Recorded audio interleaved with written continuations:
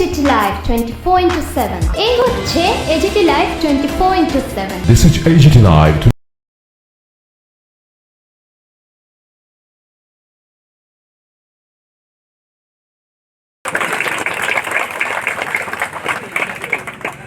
করে কে বিজেপি করে সেটা করবে বন্ধুরা। এই 5 বছর রামনগরের উন্নয়নকে দীপক মজুমদার ত্বরান্বিত করবে।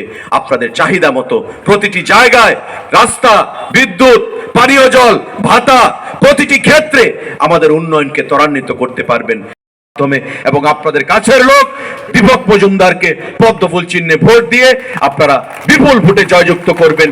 রামনগরের প্রাক্তন বিধায়ক স্বর্গীয় সুরজিৎ দত্তর যে স্বপ্ন ছিল সেই সুরজিৎ দত্তর স্বপ্নকে বাস্তবায়িত করবেন। ভোট দিন। পশ্চিমবঙ্গের মানুষ দীর্ঘ 34 বছর বাদে সেখানে পরিবর্তন এনে দিয়েছিল। আজকে সেখানে সিপিআইএম কে পুনরায় প্রতিষ্ঠিত করার জন্য কংগ্রেস জোট সংগঠিত করেছিল বন্ধুরা। আজকে তার বিরোধিতা করে আমরা যারা কংগ্রেস দলে ছিলাম আমরা কংগ্রেস পরিত্যাগ করেছিলাম।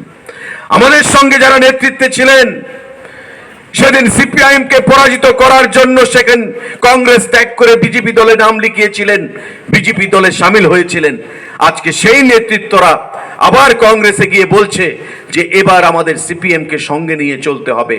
তারা ভুলে গেছে যে যেই সিপিএম ত্রিপুরা রাজ্যে দীর্ঘ 25 বছর সেখানে গণতন্ত্রকে কবর দিয়েছিল, গণতান্ত্রিক চিন্তাধারাকে কবর দিয়েছিল, একনায়কতান্ত্রিক সরকারকে প্রাতিষ্ঠানিক রূপ দেওয়ার জন্য খুন সন্ত্রাস থেকে শুরু করে প্রতিটা অংশের মানুষকে বঞ্চনা তারা করেছিল।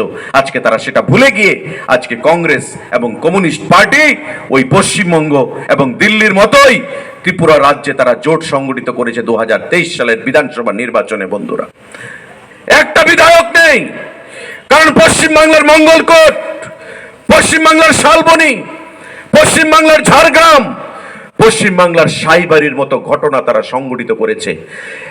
অন্নপ্রাশনের দিনে যেই ছেলে, অন্নপ্রাশনের শিশু 7 মাস বয়স, সেই শিশুটিকে জ্বলন্ত উনুনের মধ্যে, জ্বলন্ত কড়াইয়ের মধ্যে ফেলে দিয়েছে সেই হায়নারা দল।